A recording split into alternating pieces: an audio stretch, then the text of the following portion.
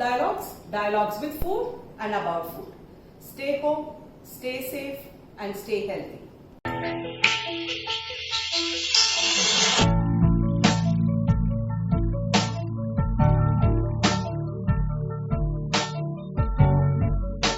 In this episode today, we are going to see a wonderful dessert using the king of fruits.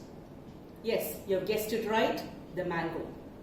What we are going to prepare today is a very traditional pal korkattai, but made with mango and suji, which is also known as semolina or the Bombay Rava.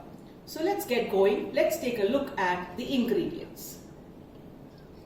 Now for this mango pal korkattai, I've taken 2 liters of whole milk, 3 Alfonso mangoes which I've mashed quite coarsely with a fork, a few cubes of the mangoes, nuts slivered and crushed. I've used almonds as well as the pumpkin seed, half a cup of suji, also known as semolina rava or the Bombay Rava, 1 tin condensed milk, a pinch of cardamom, 1 teaspoon of sugar, a pinch of salt and a few strands of saffron. Now let's get on with the preparation. Now I've kept the milk to a boil. Once it begins to boil, I'm going to simmer it so that it reduces to half. I'm adding the saffron strands into the milk now.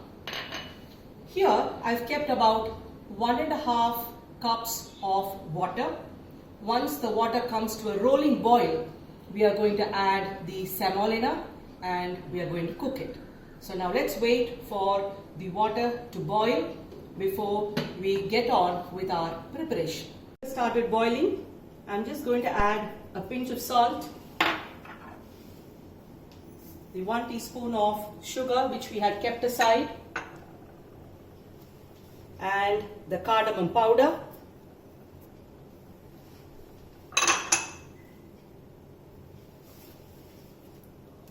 simmering the flame, and I'm going to add the rava. Stir it as you drop it inside. Flame on high again and keep stirring. So you find that the rava is getting cooked. The water that is added is just sufficient to cook the rava to 3/4 its consistency.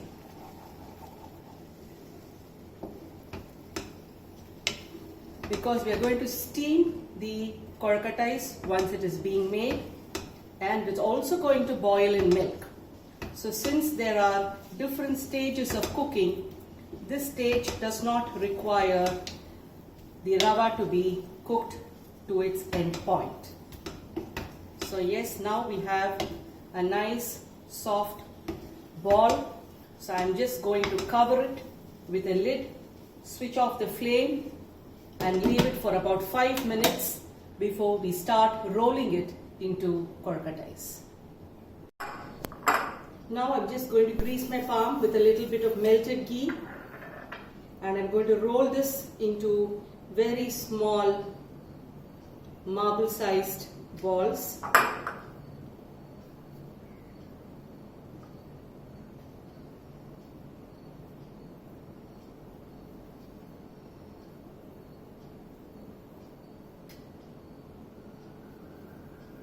And once we have completed this, we are going to steam this in a steamer for about 10 minutes before we add it to the milk.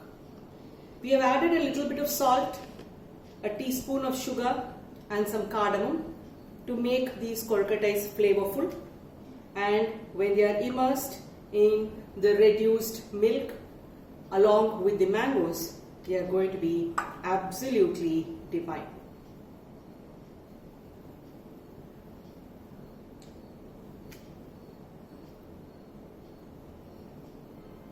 Made. Now you have to take care to see that when you're making these marble sized korkattais, you do it when the rava is warm. Otherwise, you will have to use your palm and give it a little bit of pressure so that you get these wonderful marbles of Kolkata. So now we are going to place it in the steamer. I've already built up the steam in the electric steamer. You can use your pressure cooker, you can use your idli steamer or an electric steamer like this. So let us allow the kolkatais to get steamed for about 10 minutes. 10 minutes is over. The kolkatais have been cooked very well.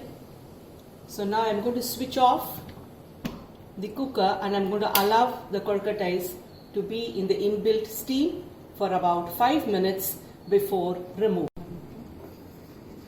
The milk has boiled and reduced to nearly 3/4.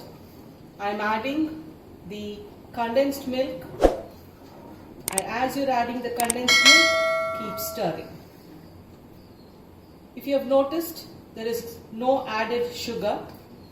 In case of people who want to make this as a diabetic dessert or as a sugar-free dessert, you can skip the condensed milk. You can reduce the whole milk further and increase the quantity of mangoes. As I have told you earlier, the lactose sugar in the milk and the fructose in the mango will give this mango kolkatai payasam the right sweetness, and the fiber in the mango and the antioxidants is not going to spike up the blood sugar. So eating mangoes in moderation is permitted for a diabetic.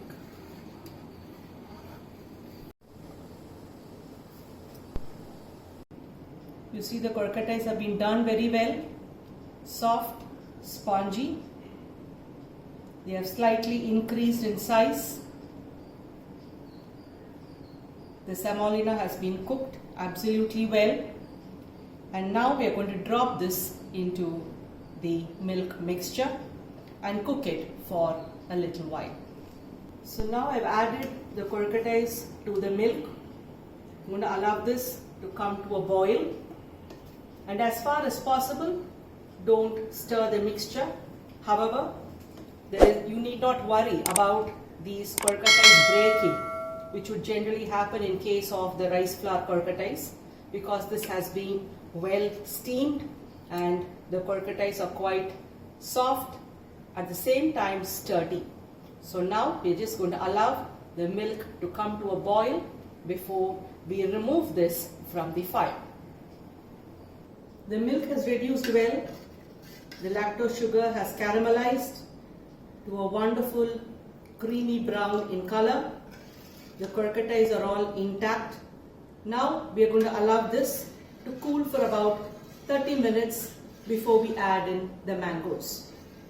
You should always take care to see that the milk mixture cools down, because some amount of fruit acids are present in the mango, as a result of which if you add it when it is hot, there is a possibility of curdling.